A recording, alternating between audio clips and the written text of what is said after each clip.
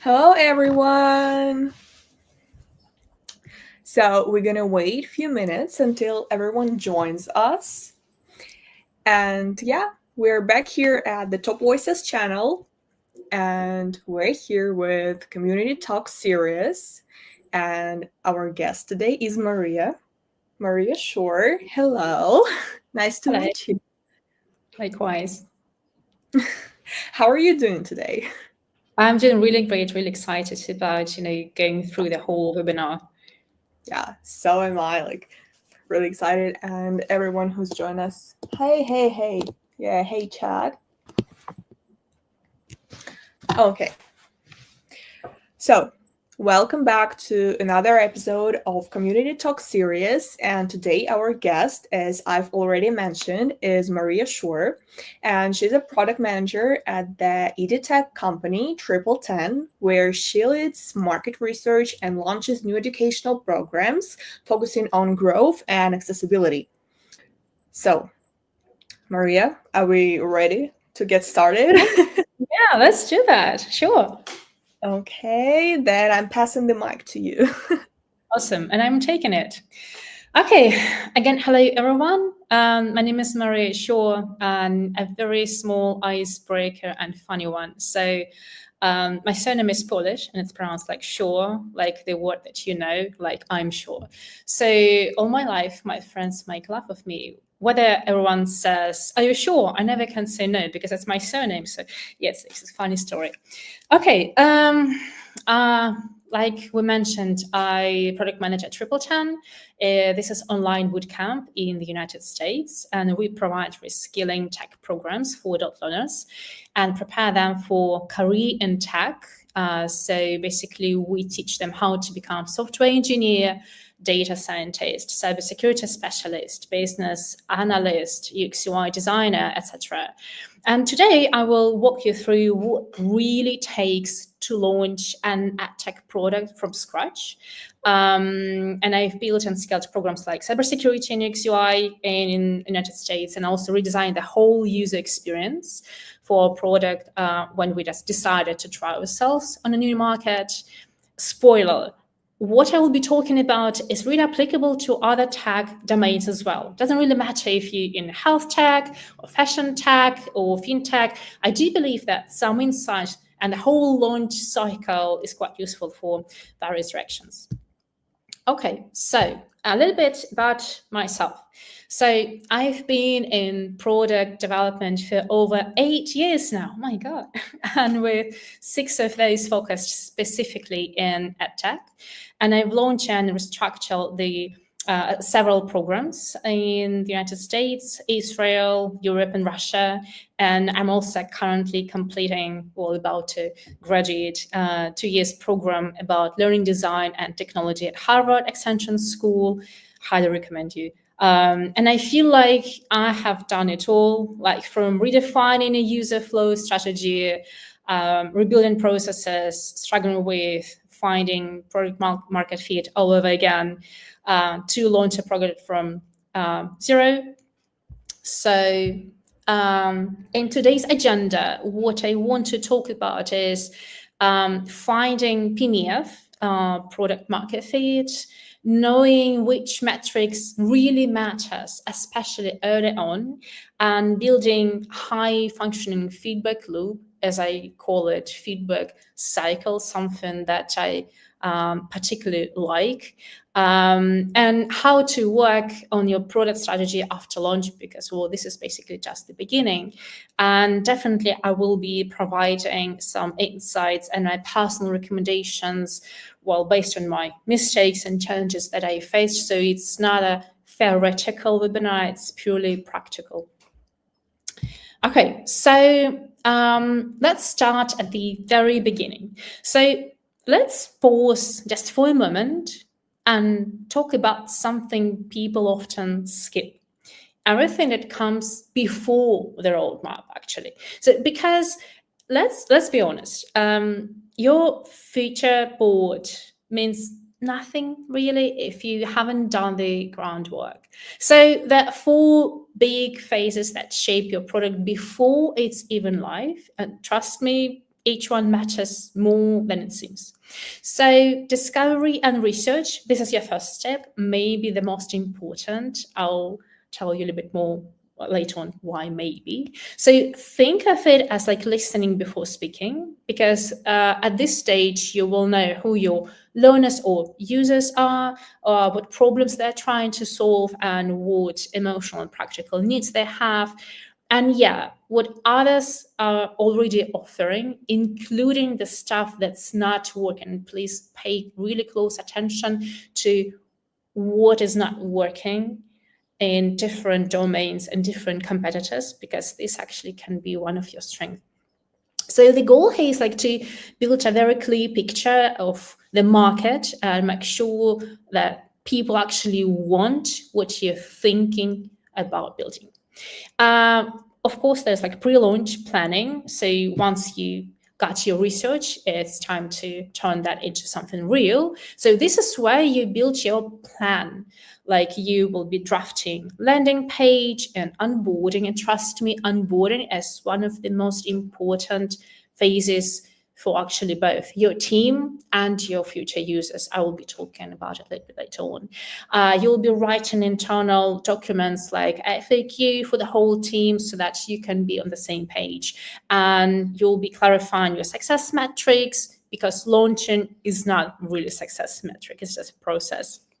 And set it up a soft start if it fits your model, something that I'll be talking about later on in an example of our product. So the goal is like to make sure that everyone is aligned internally, and that you prepare the first version of messaging you want to test.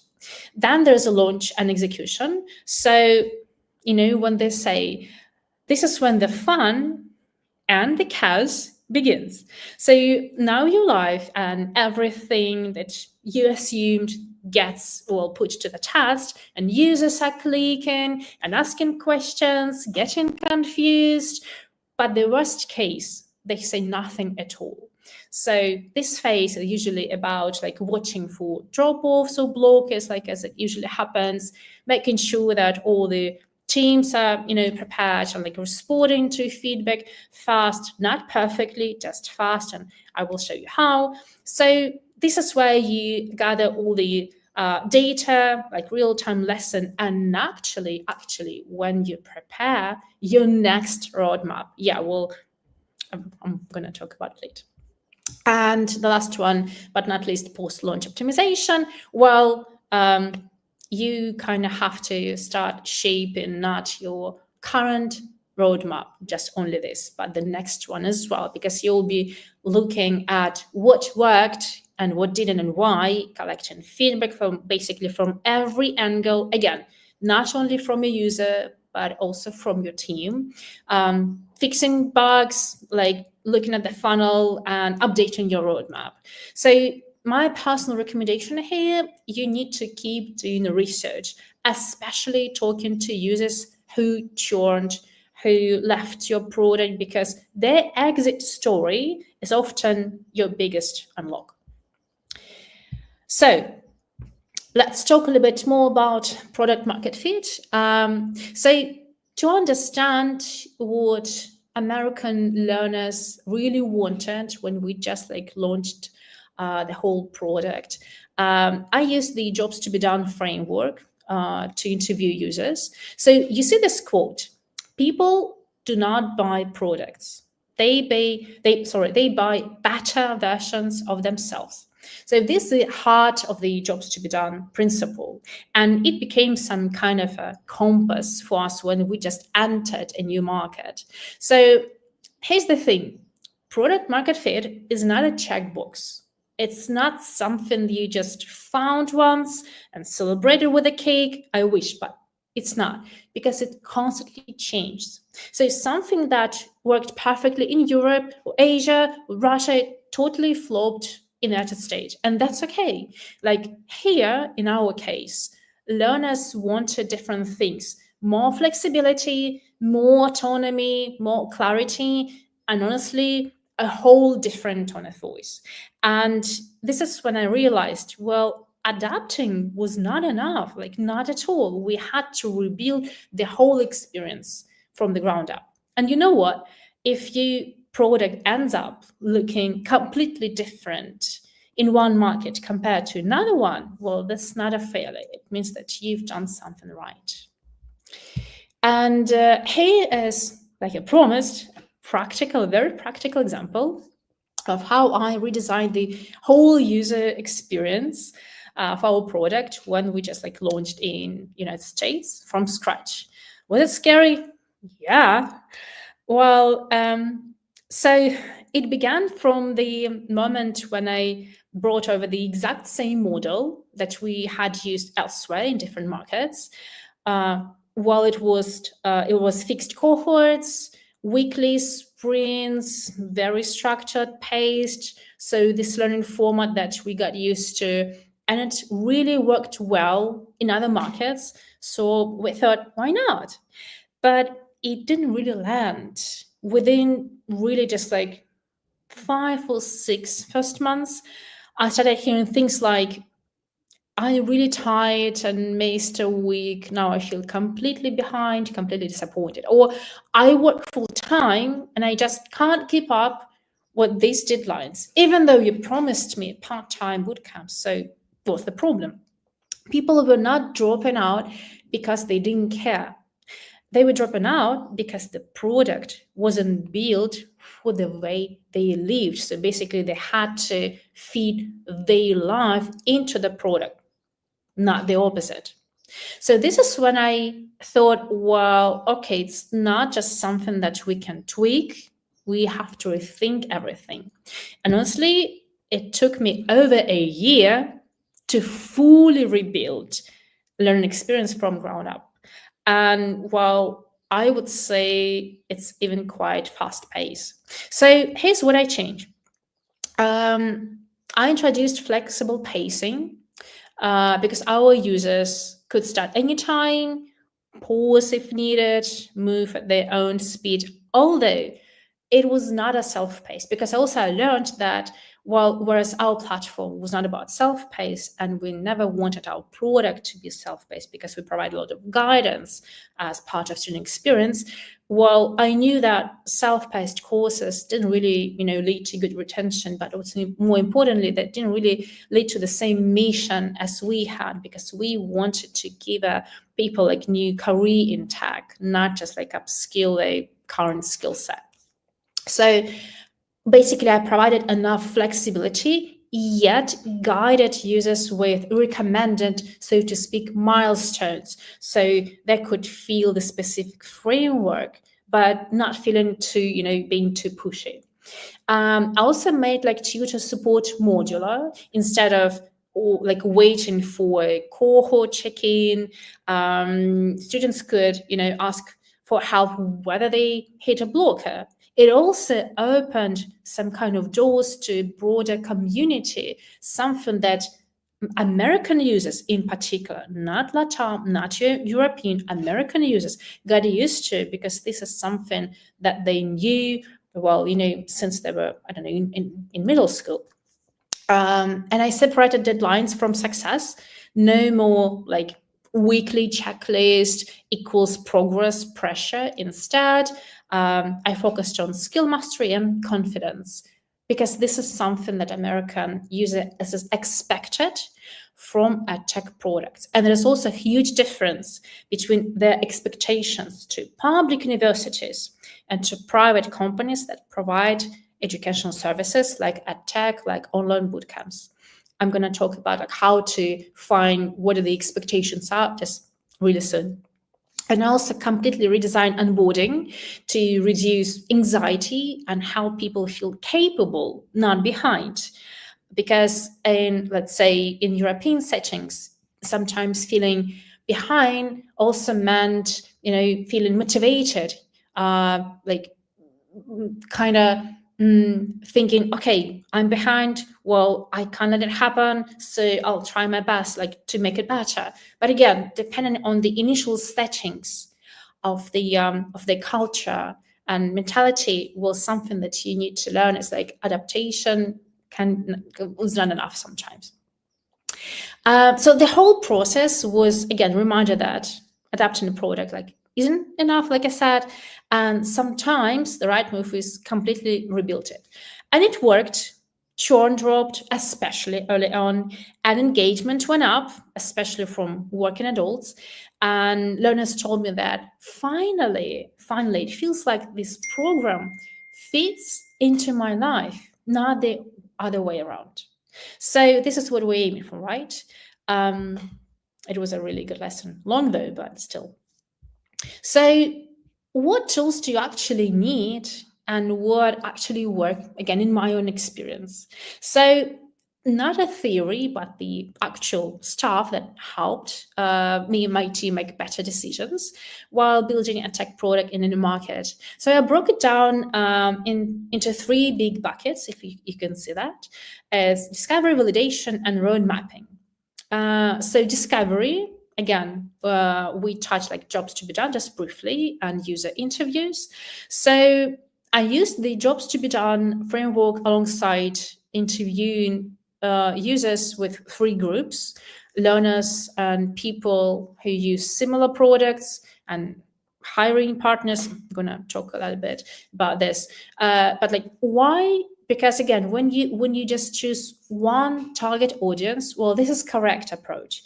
It's fine. But when you're actually entering a new market, you need to understand you're not just building a product. Well, in EdTech, well, usually a course, right, a program. You kind of build an experience that need to serve users and this particular market. So also this phase will help you to understand like what users are afraid of, what outcomes they hope for, like what they actually trying to accomplish like with this kind of product. And it was super powerful here because it doesn't really tell you what users want. It tells you why they act now, why they switch professions, for example, why they commit, why they're ready to spend money on it. Like, and that changes everything about how you build and message the whole product. Then there is a validation. So it's about user behavior. This is where you get to find out like all your beautiful theory do not work. How do it work? So this is where you have to look at funnel drops off, like where do people quit? Why are they doing that?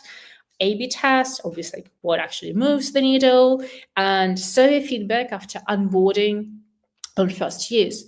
And what I loved most about this phase, like I mentioned before, is that it often contradicts your assumptions. People say they want structure, and you say, okay, perfect, but then they just bounce the second it gets rigid. People say they're ready, but the moment they sign up, they hesitate. And you think, why? What did I do? So I used this phase to do some sort of reality check about everything I heard in interviews.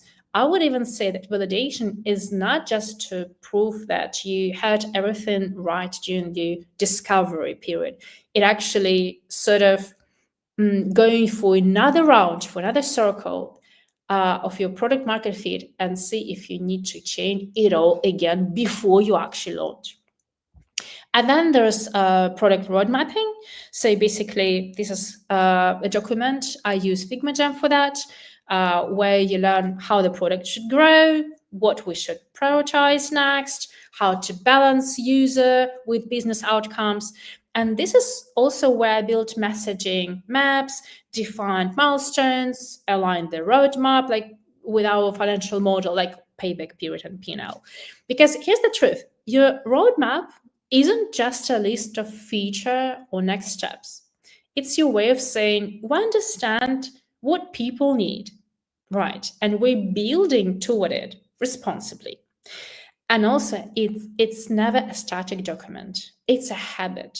You have to rebuild it or you have to update it at least, well, every quarter, but ideally every sprint. When you're thinking about launching on a new market, well, obviously, in addition to observing competitors, finding your market share, and just like looking at the market trends, you do not just talk to users. It's not enough. So, well, it's again, when you enter a new market, well, it's especially something as sensitive and personal as education or health tech as well. It's very tempting to only talk to your potential users because this is your target audience, right? It's like logical, but it's crucial. But again, not enough if we talk about a completely new market. So I spoke with 3 very different groups, and this is an approach that I actually didn't really see elsewhere. This is something that I did, and honestly saying, I'm very happy with that. So the thing is, you basically need to talk to like one group, your audience, right? But in your case, maybe it can be 2 different groups, or 4 or 5. In my case, I chose 3. So number 1 is potential users, to really understand what was driving them, like what were they afraid of, what were they hoping for, like why now. But also, I really wanted to talk to users who explore similar programs, similar platforms, similar tools, just to understand how we can be comparable. Like, I also wanted to understand what frustrated them, what made them stop, for example, because you will learn a ton from what didn't work, sometimes even more than from what did. And also, even if you talk to people who use, let's say, you're using like cohort system, and some users use self-paced platform. Well, it's not like really direct competitors, is it?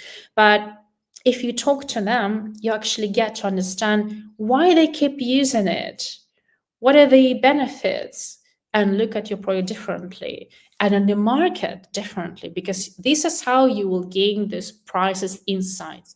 And also, you also get to understand why they stopped using, well, different product, but pretty much in the same domain ish, because it can be potential user for you or not. Anyway, at least you will learn why they did what they did. So this is how you can strengthen your product. And finally, I figured if we prepare users and do reskilling program, basically giving them a new profession, or let's say upskilling at some point, it doesn't mean that we have only one end user, right? We actually have 2. Because, well, when you have to pay for something, right, like for product, like, well, especially at tech, it means that you're going to transfer this knowledge to something else or to someone else. Well, in most of the cases, it's a new job or institution. So it's another end user. In our case, I figured it will be hiring companies, because in EdTech, well, their success often depends on whether hiring managers trust the outcome, right? So I wanted to understand what companies were actually looking for some entry or like middle level candidates, so I could align the product with real job expectations, not only with our target audience expectations. So my recommendations here is think twice or maybe 3 times whether you have several end users. And again, it's just like I didn't want a nice user persona. I just wanted to have a realistic, well-rounded user portrait. And well, here's some tools that I use. Maze for like asynchronous user testing. Currently in Zoom, userinterviews.com. It's really good website where you can actually find very diverse range of users to talk to. And well, basically, I kept everything like tagged, clustered in Notion, and for roadmap, I used FigJam and Dovetail. Here's some sample user portrait that I took from my Notion. Well, in terms of like a DNA, of course, like I had to delete some of the information, but this is how it might look like. So again, this one is based on people I interviewed who were not trying to start over completely, but who were stuck, and they were looking for EdTech product that provided online experience to get a new profession in tech.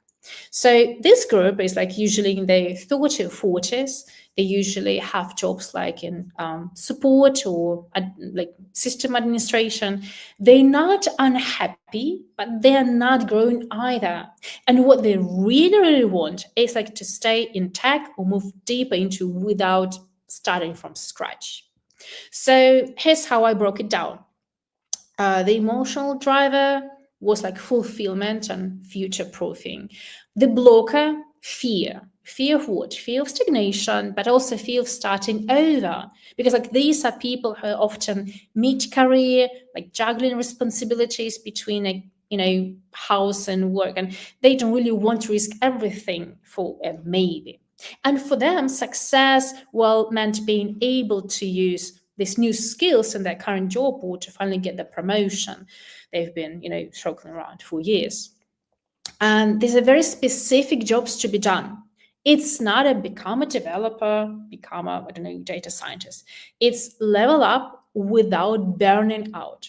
So what do I do for that? Well, to support this job means request for your product. This is how people want to see your product help them.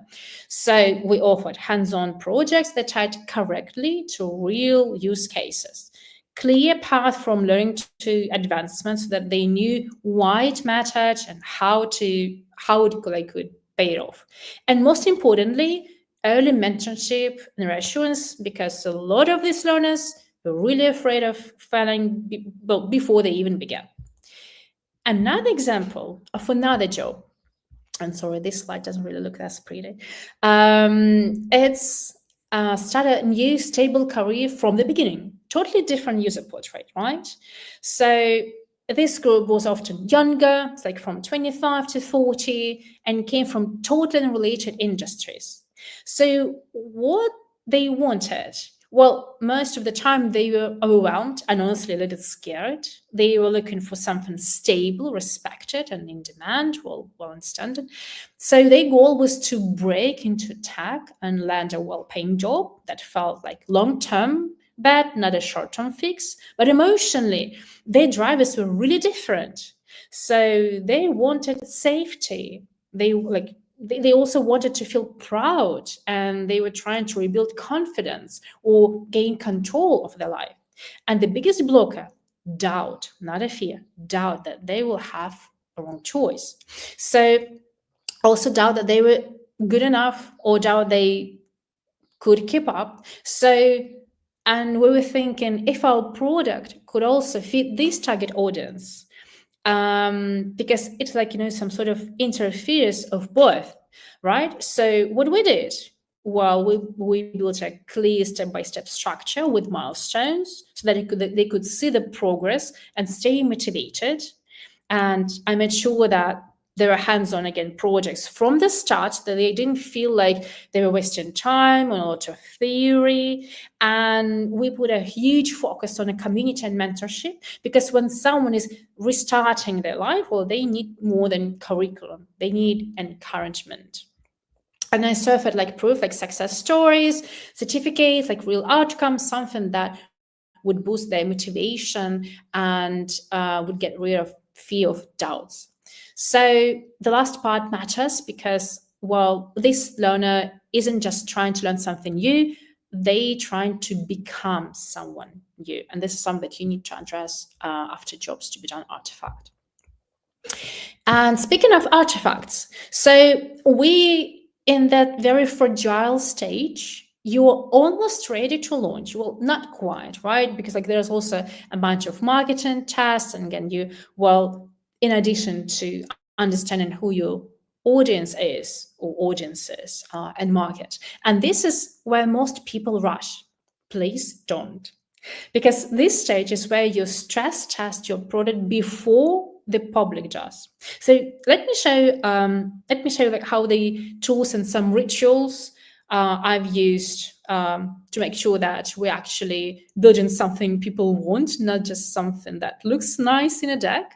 So product one pager is, I would say, your North Star, something you must have. It's like very simple, but again, powerful, because it outlines what your product is, who is it for, what jobs it solves, and why now. And also, it includes your key differentiators, and this is very important, like anticipated objections. So I use this document to align teams and make sure that all the messaging stays consistent.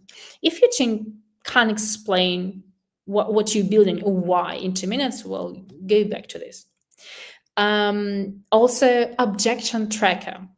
I would say that in my experience in different companies that I worked, this is one of the most underrated tools. Why?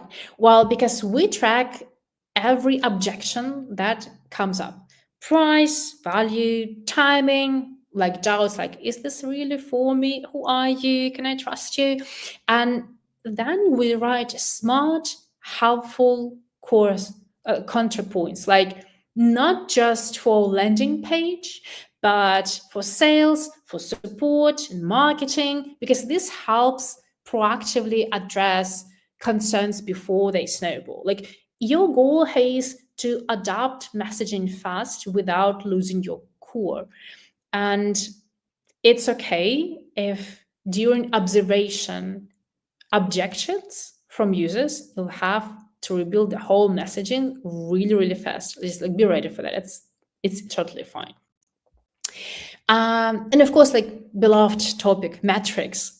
So what you need to track at this stage is not retention, it's activation.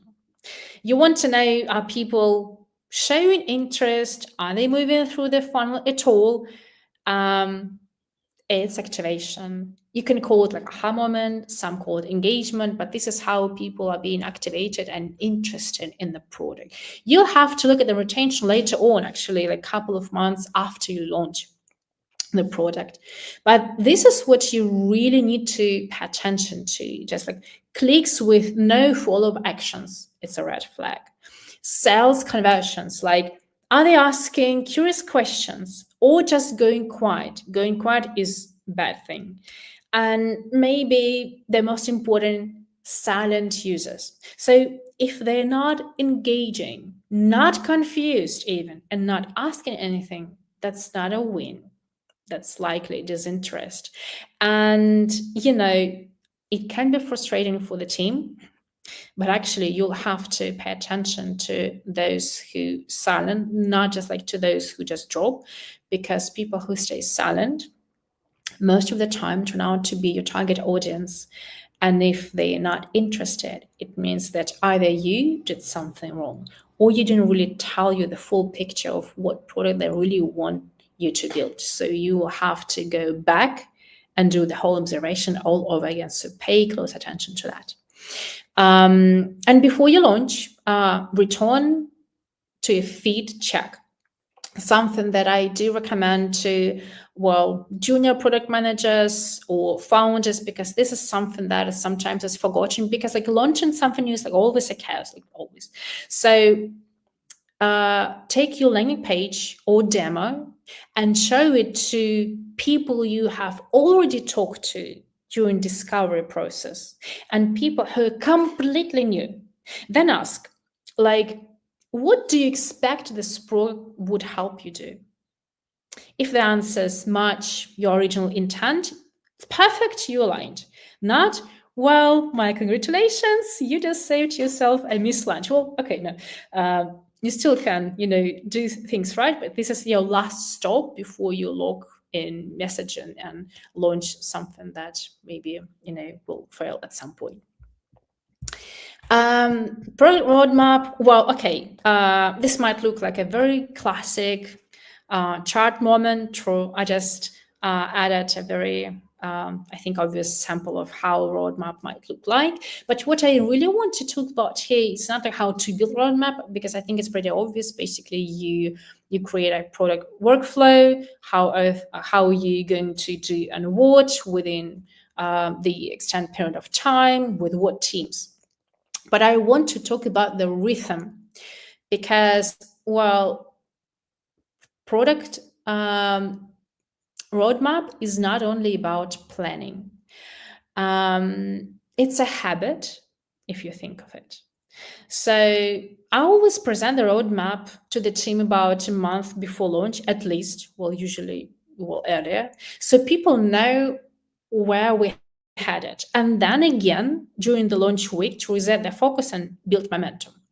Everyone is going to feel scattered the week of the launch, like sales, support, growth, like they'll all be pulled in different directions. So a quick roadmap reminder never hurts.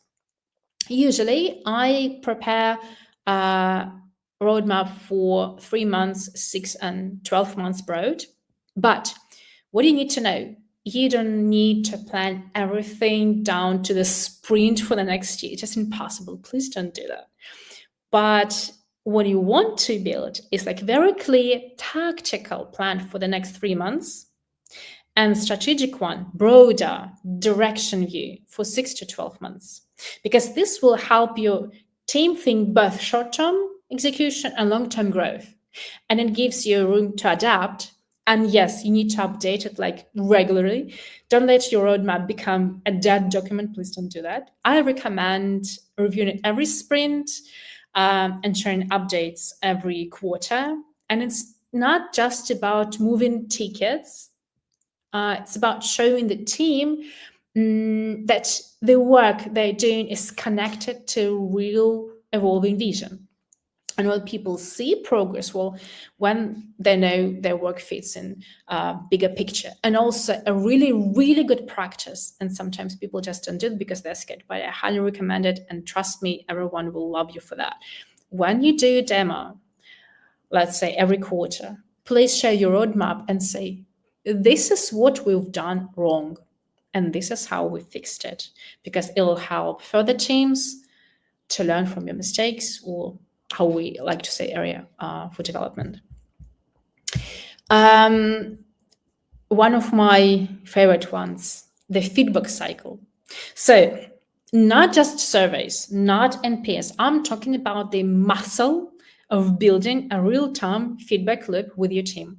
This is something that I implement as a mandatory, as a part of my checklist, how to launch product from scratch. So first, I scheduled 15-minute daily stand-ups during the first couple of months after launch, in addition to cross-team meetings that happen like every sprint. Why? Because it gives you a really fast way to spot critical bugs and blockers, align across teams, and also real emotional connection to your user experience. I usually ask just one person from each core team to join, like product, support, marketing, to show up and like share anything that came in. And second, document everything, because here where the magic happens. We don't just talk about issues, we track them, because this is how you build your strategic roadmap for the next months. And well, I'll be honest, when we launched cybersecurity and UX UI in last year, I was bracing for friction, but because we did such a deep planning upfront, we didn't get the usual storm of confusion, negative feedback, neither silence. It was almost nearly perfect, just nearly. So I don't think that it happened by accident or because the whole team worked hard. We did. It's like it happened because we built a feedback process before we actually needed it, and we used it to guide everything. Here's some critical focuses to keep during launch. Well, everyone talks about like having checklists during launch, but I do want to highlight that, well, it's not really just about tasks and processes, and it's about focus. What I mean is, well, usually when you launch something, you do care about your users and market and how to build a great product and business, right? But actually, here are 3 things that I personally keep front and center during every launch, no matter what we're shipping. This is your team. First, or always your team, because you have to make sure everyone has access to what they need: dashboards, tools, logins, each other, you name it. Because, well, okay, it might sound really obvious, but launches often break down not because the product is wrong, but because people are stuck from your team, waiting on each other or flying blind. You don't want that. So like one missing Notion doc can slow down the whole function. And I usually spend the first few days of launch checking who is blocked, who's not. That tells you more than any Geoboard, trust me. Then, of course, your users, like right now, this is the heartbeat of your launch. Are people dropping off, asking good questions, clickable but not committing? And again, here's the most dangerous sign. Are they totally silent? Silence is not neutral, like I said. It's often a sign of misalignment. And then your future backlog. So I'll give you a hint. You're not just tracking bugs. When you just launch, one of the most important phases is collect every feedback, not just solving it, but collect it, because you're building your next roadmap thanks to that. That gives you really clean insight into like what needs fixing now, okay, tactical, and what you might experiment with like next quarter. So yeah, this slide like helped me keep launches calm as much as possible, because if you get this part right, again, your team is unblocked, your users are active, and your future roadmap is already written itself. Maybe you won't really find it somewhere else, like saying that, okay, checklist, your team, what? But actually, trust me, on your checklist, your team, and ensure that no one is blocked is the first thing that you want to do. And we're nearly there. I think it's like really last slide, I think so. So a very interesting one. You launch, congratulations. So what's happened next? The team is alive, thanks God, and traffic is flowing, feedback is coming in, it's perfect. But actually the real work begins just now. So because launch is not the finish line, right? First, keep the feedback cycle alive, at least for the couple of months during the launch. I mean, 15 minutes daily stand-ups, in addition to some cross-team meetings, of course, because you will be looking for what people love. And by people, I mean your team and your users. Pay close attention to that. What's confusing, again, for the team and for users, and where drop-offs happen. And I usually tag every insight where they belong in the roadmap, like UX curriculum, because you'll start to see patterns you'd never expect. And my personal recommendation, go vision hunting, don't just react. And I'm not talking only about EdTech. See, feedback is important, but it's not the same as vision, right? So you need to step out of your product bubble, even though it's like perfect and interesting, I understand it, and go for vision hunting. Like explore how others, even outside your space, fintech, health tech, because like, eventually every tech product will, must help users with something. Solve pretty much similar challenges. Triple Ten, for example, isn't a self-paced platform, like I mentioned before, but I did look at self-paced models for inspiration, especially for autonomy and motivation, because this is something that those platforms solve differently because they don't have such a robust student experience, right? Keep researching constantly, especially in a tech. Like user needs like change really fast, and you definitely want to talk and keep talking to people who are your active learners and users, especially people who quit. Also people who sort of graduated, so kind of who finished your project, right? And company partners, I mean, another domain, like another end user, something that I mentioned in the very beginning. Because like your job is obviously to stay in sync with your learners as they evolve. Don't just like build for the version of them you meet like during onboarding. You need to ask them, I don't know, maybe even a year later, hey, like I remember you used our product. Was it helpful? How would you talk about it like a year later, a month later? Trust me, you'll get really nice insights. And like the best insight might not come from an active user. Again, it might come from someone who left and still remembers you. And yeah, I think almost perfect time. And I was hoping for 40 minutes or 45. So if you have any questions, ask away. Yeah, I'm back, Maria. Thank you so much for sharing your expertise with us today. And yeah, let's start our Q&A session. I can already see a lot of questions here. And let's start with question from Justin. And he asks Maria, what's the first sign that your product doesn't fit this market? Right. Well, I would say silence, because even questions about confusion means that they're interested, right? And they kind of want to try your product, but the silence, well, shows the something else. And like honestly, if users aren't clicking, asking questions, so confused, like this is your red flag. Confusion is fixable. Disinterest is dangerous. Okay, thank you. And Jasmine asks, can I reuse product onboarding from one market to another? Well, you can try definitely, but just like please do not expect it to work the same, because like again, I reused our onboarding from Latam, United States, and it tanked because American learners needed way more flexibility and emotional safety. So we had to rebuild it. I would say just you can try it and do a demo with potential users, or again users that use completely different products, kind of to again touch the market and users needs and see how far you are from the perfect onboarding for this particular market. Okay, thank you. Thank you, Maria. And the next one is, how deep should we go into job to be done before we build anything? This is an interesting Ooh, one. yeah.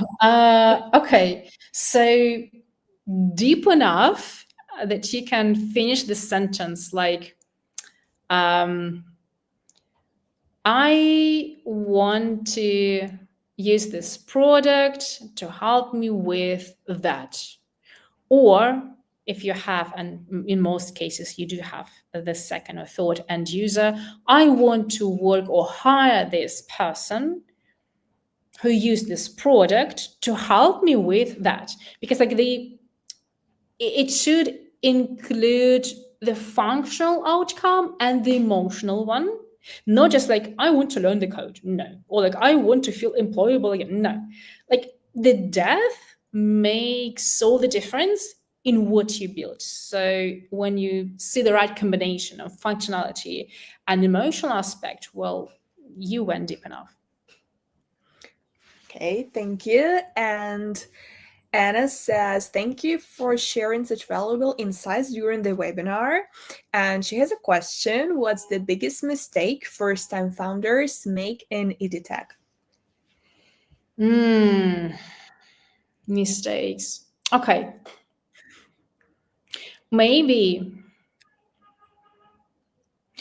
building something for what they think users need instead of what users actually are hired to do after using the project, or how users are going to transfer their knowledge to. Like, okay, for example, there was like really nice product for children, especially like for moms, sorry. And the goal was like to make sure that moms get to spend enough time with teenagers and transfer some knowledges about like how to feel safe in like nowadays world. And moms were supposed to transfer this knowledge in a very practical way to teenagers so that they can understand, like, I mean, interactive basis, for example. What the founder did, they provided a lot of really useful but like lectures, because they assumed, okay, our target audience is not teenagers, right? It's just like it's adult learners, right? Mothers. And they assumed, okay, mothers will figure it all themselves. They were wrong, because they had to provide very interactive kind of teenage based learning experience already for moms, so that they could use this format to transfer this knowledge in pretty much the same format to actual end user. So I would say like this is a really good example. Wow, thank you. Thank you, Maria. And on to the next one. Do I need local experts before entering a new region? I would say not always, but you must listen locally. Well, I consulted a bunch of people who already were using American products or who worked as subject matter experts in different EdTech products, just like to understand the shape of the market, the trends and needs, but definitely didn't like refine the strategy. But like I also interviewed like users and even like people who had dropped out like from other boot camps. You don't really have to hire experts in your team, but you definitely need to talk to them. And like if you don't really have a local partner or someone in your team, just like get closer to the data and voices on the ground. Just like talk to them.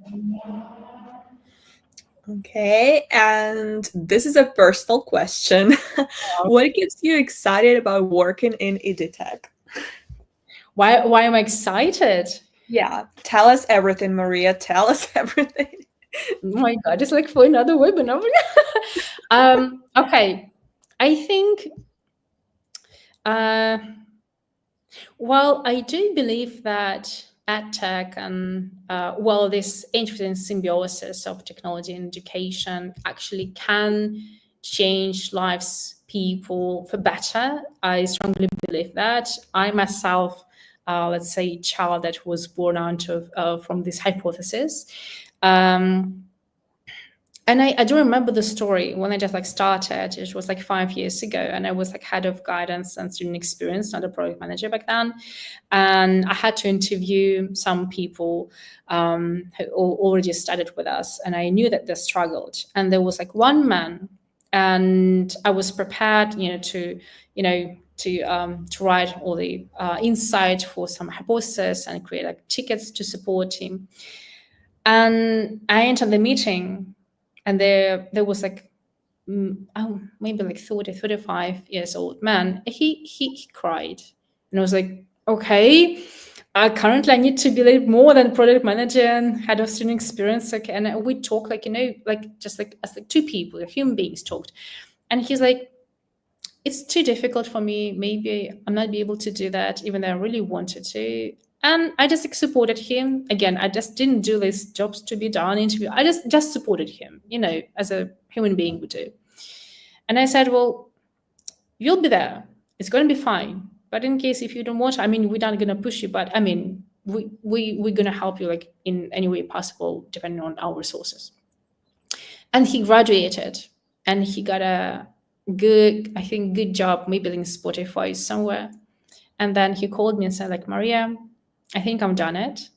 And then he posted like, pictures from basically his new life and stuff. And well, you can't be not inspired by such stories. And when you get to work on this, and honestly, sometimes I do work on the weekends, just because I liked it. I mean, it's like love it, because when you know that you become a part of somebody else's transformation for better, I mean, this is so fantastic, right?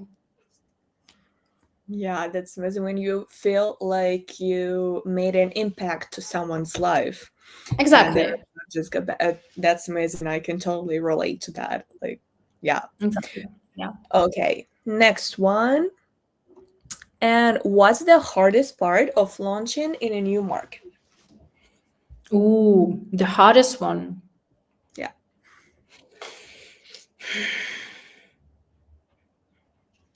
Not the research, not the understanding that it is going to be hard, not the team building or hiring a lot of people and leading them. I think letting go of what worked before, because you already put a lot of effort in this, right? And you're expecting it'll be good, or maybe like we're just like in a couple of changes, it'll be good. And I think just like letting go, because you keep trying and trying, and then you realize, well, it's not enough. You need to rethink it all from scratch.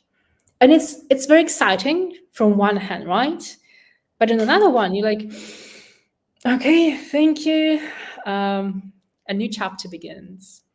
And well, yeah, sometimes when you have to start over, like have to, not just like want to, but have to. And of course, like the volume of work, because this is something you have to do simultaneously. It's not like you have a break and everything stops and you get some time to rethink. No. You have to do it. Meanwhile, maintaining the current users and their needs and actually creating something new simultaneously. Yeah, that was juggling between. Yeah, thank you. Thank you. And the last question for today Okay. is how to avoid BS at the validation stage.